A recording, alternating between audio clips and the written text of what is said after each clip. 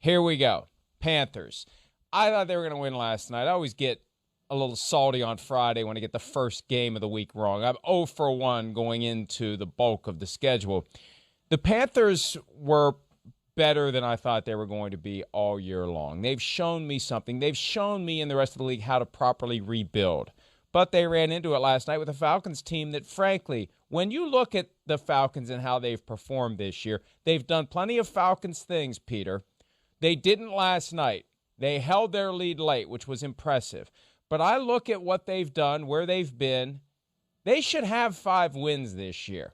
And I think anytime they have a game that goes well, they invite the incessant criticism of why the hell didn't you do that the other games where you held a lead, but you fell apart. Last night, good news, they didn't. Well, they got some help from Teddy Bridgewater late, obviously. Mike, this was setting up to be exactly what the Atlanta Falcons season had been. I do not have any understanding. Kevin Cash and Raheem Morris had a lot in common with decisions they made. Cash late, Raheem Morris early. Why in the world, after you go for it on 4th and 5 4 days ago, at the 13-yard line, do you at the 3-yard line, when it's 4th and 6 inches, kick the field goal? I mean, what is it? What are you, the daring guy or the ridiculously safe guy? And then, later, obviously, when Koo misses the extra point to keep it a 1-score game at the end, all I could say was they are setting this up to be another ridiculous game that they lost, that they never should have lost. But Teddy Bridgewater's late interception basically helped them from snatching defeat from the jaws of victory. Yeah, and that whole when to go for it on 4th down, when not to go for it on 4th down, I understand that analytics has taken on greater significance than ever, but I don't need a board to tell me I'm a 1-win team. I've got a great drive going. I'm inside the 5. It's 4th and short. Of course I'm going for it. What the hell else do I have to lose? I'm going for it in that spot. If I don't get it, the other team gets the ball for the first time that night inside their own 5. Let's go play defense and get the ball back, hopefully with a short field. And Peter, to flip it around, and it was a comical moment last night where the Panthers had 4th and short in the vicinity of the 50, maybe just on the other side of the 50, and they sent out the punt team, and Troy Aikman and Joe Buck were saying, well, the analytics would say this is a spot where you go for it, and then lo and behold, in comes the offense, and they go for it, and it didn't work. It didn't work. And see, that's the thing. It's this complicated stew of factors ultimately driven by how do you feel about the play that's available that night with your offense against their defense. Do you think it will work? Whatever the charts say, do you think that play will work? Because the chart says you should do it if you've got 10,000 different times to do it, and over the long haul, it's going to work out in your favor. But in that moment, it didn't work. So that's where the rubber meets the road on all of this, because most coaches don't have the luxury of running this model 10,000 times and realizing that, yes, a slim percentage of times means they should do it every time. Sometimes you just shouldn't do it. Mike, I was reminded when you were talking of the New England-Atlanta Super Bowl when after the game, Josh McDaniels told me, because that was the game where they had to make a couple of 2-point plays to send the game to overtime. And then Josh McDaniels liked his 2-point plays so much that week with James White particularly. He liked his 2-point plays so much that he ran one of the 2-point plays to win the Super Bowl. And it goes to knowing your personnel. What do you have? Now, did Matt Rule have second thought because he said, well, I don't really trust Mike Davis to get, I think that was 2 yards, by the way, when it was 4th down. But did he trust Mike Davis to do it? Or did he even trust Teddy Bridgewater, to roll out and throw it to an inexperienced tight end or somewhere in the intermediate part of the field? Whatever. But My point is you have to know who you have and who you like. And that's why when the Falcons kicked the field goal on 4th and inches from the 3-yard line, when you have Todd Gurley, Julio Jones, and you've got great skill players. Sometimes you just have to shake your head. That's all. Julio Jones had a great night last night, by the way. 7 catches, 137 yards. Matches Randy Moss all-time for games of 125 yards or more. Matt Ryan played extremely well, although no touchdown passes and 1 interception. He completed 21 of 30 passes. Todd Gurley, 18 carries, 46 yards. He had a touchdown that he was supposed to score. He did have a moment, though, late in the game that gave the Panthers their chance to try to tie it up. Now, it wasn't going to end the game if he'd stayed in bounds. It just would have given the Panthers less time. The Falcons could have bled another 40 seconds off the clock. It would have been closer to the 2-minute warning when the Panthers started the drive from inside their own 5 because there was a questionable fair catch on the punt that ensued. But when you run a toss play toward the sideline, it's hard to dump on Todd Gurley for not staying in bounds. If you want to be sure that the clock is going to keep running, Peter, you just run it up the middle in that spot. I think it's easy to dump on Todd Gurley. I don't care what the call is. Lie down on the field when you're 5 yards from the boundary. That's all there is to it. You've got to know what to do in that situation. And the same way that Gurley didn't do the right thing on Sunday, he didn't do the right thing on Thursday either. And even without those flaws and questionable things that occurred, the Falcons did find a way, wired like they do plenty of. Hey, they're dominating. Falcons are looking good here. The Falcons are looking good, and then something happens to cause it all to fall apart. Last night was one of the times where it didn't fall apart. 36.5-minute time of possession for the Atlanta Falcons, 401 total yards, nearly 100 more than the Panthers. There was that moment where Teddy Bridgewater exited the game, the hit from Charles Harris that got Harris ejected, brought Phillip Walker, the XFL phenom, onto the field for a while last night before Teddy was able to come back in. That's 2 of those we've seen in 5 days. And then at a time when there's an obsession to protect quarterbacks, we still see, and when it's weird.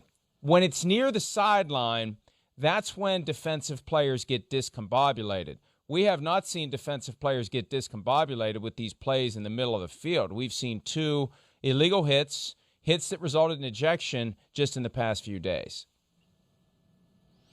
And, Mike, I think one of the things that is going to get looked at by the competition committee, by the way, in the offseason is, Patrick Mahomes started to make it famous in the AFC Championship game last year against Tennessee when he ran toward the sidelines and everybody said, well, he's going to get out of bounds.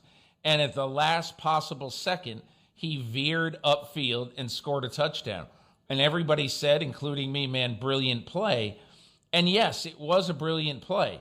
But I believe that a lot of times defensive players who have momentum to a ball carrier, whether it be a quarterback or otherwise, right at the boundary, and the guy steps out of bounds, and all of a sudden the first reaction of the side judge or the line judge is to pull out the flag and throw it. We see it all the time. And I'm not saying I mind that, Mike. But what I am saying is that, if it is the clear intention of the quarterback to be sprinting for the boundary and then at the last possible second, he puts his foot in the ground and goes upfield. Well, if you're a defensive player, what exactly are you supposed to do? Are you supposed to stop your momentum and allow the quarterback then, or the running back, whatever, to go upfield? And I think you're going to see the competition committee ask, maybe there's nothing you can do about this, but I do think that there are some unfair burdens on the defense now that play is becoming more and more popular. Well, if nothing else, a point of emphasis that when there is contact with a quarterback who becomes a runner, not while he's behind the line of scrimmage in a passing posture, but when he chooses to forfeit those protections and become a running back, that extra bubble that the officials want to put around him needs to go away. It just needs to go. It's unfair to everyone. And the moment for me notwithstanding the times we've seen quarterbacks do the okey doke at the sideline and keep running because the defensive players pull up. I remember noticing it for the first time last year, week 1, when Matt Ryan did it to the Vikings. He was doing the slow jog toward the sideline. The Vikings pull up and he darts forward for 10 more yards. When you see Lamar Jackson and you hear Lamar Jackson mic'd up saying that he flopped and picked up 15 extra yards, that's when the NFL does need to take notice of this, Peter, because it does become an integrity of the game question if you have quarterbacks who are deliberately and intentionally taking a dive and picking up 15 yards in the process. And it's funny, there was a moment last night. It didn't get mentioned during the broadcast. All we knew is there was a flag that was thrown and then the flag was picked up.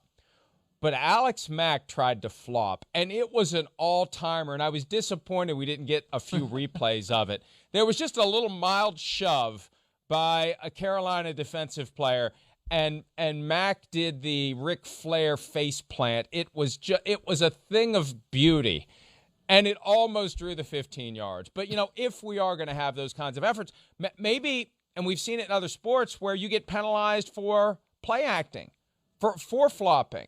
I don't know how the NFL needs to solve this, but we are crossing over into a boundary where we've got guys who think there's a benefit in acting like they got an illegal hit when maybe they didn't. And it all goes into this broader bucket of how do you deal with guys who are near the boundary, especially when it's quarterbacks. Well, Mike, I have a solution for this. The solution is Sean Hockley. I think he was the referee last night. The solution is Sean Hockley going up to Alex Mack after he sees something like that and said, Alex, if you do that again, I'm calling you for 15 yards. Or if you do that again, I'm going to do X. I'm going to eject you, whatever it is. There's enough violence in this game without you faking more of it. So, and to be honest, but Mike, why not throw the flag? I don't know. Why not throw the flag when they do it? That's the thing. Why not throw the flag when you see that the guy flopped? Many times, maybe you do. And if you do, then that's fine with me. But at the very least, you have to tell the flopper that there are going to be consequences if I see you do that again. Officials all the time talk to players on the field. I remember a few years ago when I did the series on a week in the life of the officiating crew, and I had Gene Steratore crew, and I was able, because you can't talk to officials for the most part, and I was able to talk to every official on their crew, spend a day with 5 of them during the week. And the one thing that I walked away with, knowing that I know differently now, is how much officials talk to players about, hey, listen, I'm going to throw on you if you do that, if I see that one more time. Or you need to get on the line of scrimmage. You're too far back. They tell tackles that all the time when they are fanned out 1.5 yards behind the center, And so they give them a little bit of warning, and they sometimes will go tell the coaches, hey, coach, listen, if your tackle doesn't get on the line of scrimmage on the next play, I'm throwing for illegal formation. And so that is the kind of thing that officials do, and quite honestly, that the NFL wants them to do, because for the most part, the NFL doesn't want a flag fest. The Atlanta Falcons have made it to 2-6 through 8 games. They were 6-2 to close out the final 8 games of last season. Here's Matt Ryan, team quarterback and 2016 NFL MVP, talking about what last night's victory could mean down the stretch. We've been in every game we played this year, and so we've had some crazy losses, just to be frank. And I really believe that we've got the, caliber of team to go be in every game we're going to play the rest of the season. And why can't we win them all? That's the mindset that I have. I love these Zoom video conferences, the different looks. I felt like he should be letting the people in the back know my order, that I want a burger and fries and a milkshake. And just the way everything about it. Everyone is different. There's snowflakes. Here's the thing about the Atlanta Falcons, and this is the point where they need to get the bingo cards ready, because I'm taking a look at the Atlanta Falcons' upcoming schedule. And unfortunately for them, they've already exhausted their chances to pile up victories. There's bingo. Oh, bingo. We've got A mini bye and then the Broncos. Okay, hey, maybe we can get to 3-6 through 9. Then comes the real bye week, and they're going to need it because, Peter, over the final 7 games, they play the Saints twice, they play the Bucks twice, and the Chiefs, and the Chargers, who are pretty damn good. Oh, and the Raiders get thrown in there. My goodness, all the squandered opportunities earlier in the season. And now they are not, it is the meat grinder down the stretch. Are you kidding me? Saints twice from week 11 on, Bucks twice from week 11 on. Who ends up with a better record in this division, the Falcons or the Panthers? The Panthers are now 3-4. The amazing thing about that schedule, Mike, is that they play the Bucks twice in 2 weeks to end the season, and they play the Saints twice in 2 weeks. In 15 days, okay? So in the span of 15 days, they come out of their bye and play the Saints twice. And then in the span of 15 days, they end the season with the Bucks. And so, Raheem Morris, when he took the job, everybody was saying, well, he's got 11 games now. He can, or 12 games, whatever it was. He can impress his bosses and everything. And I just looked at the schedule that day and I said, man, he better impress him before the bye. Because after the bye, it's going to be really ugly. We'll see. Atlanta's the type of team, Mike, that they're going to win one of those games. They're such a strange group. But if their offensive unit is healthy, if Calvin Ridley is not really hurt bad and he's able to come back, they're going to win one of those games. That's just because they're the Falcons. One of those games they're going to put up 35. And their defense will win a game at the edge of the cliff in the fourth quarter. But there will be moments, I don't think they're going to win a lot of those games. There will be moments where the folks who run the Excellent Falcons Twitter page will be able to use the GIF that was posted last night from the Princess Bride, Prince Humperdinck. Skip to the end because, yeah. And I love that account. I love that they're so self-aware. There was a game recently where I think it was the Cardinals-Cowboys 11 days ago. Cardinals up 28-3, and the Falcons posted, we know. We get it, 28-3. Hi, I'm Mike Tirico, and thanks for watching. Make sure to hit subscribe for the latest news and highlights from NBC Sports.